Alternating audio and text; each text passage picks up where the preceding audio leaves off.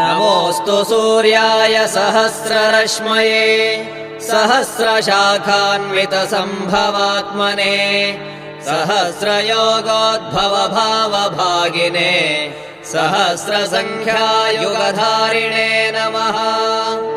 यन्मण्डलम् दीप्तिकरम् विशालम् रत्नप्रभम् तीव्रमनादिरूपम् दारिद्र्यदुःखक्षयकारणम् च पुनातु माम् तत्सवितुर्वरेण्यम्।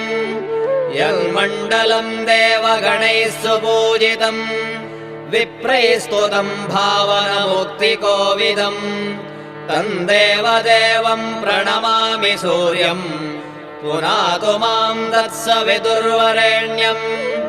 यन्मण्डलम् ज्ञानघनम् त्वगम्यम् त्रैलोक्यपूज्यम् त्रिगुणात्मरूपम्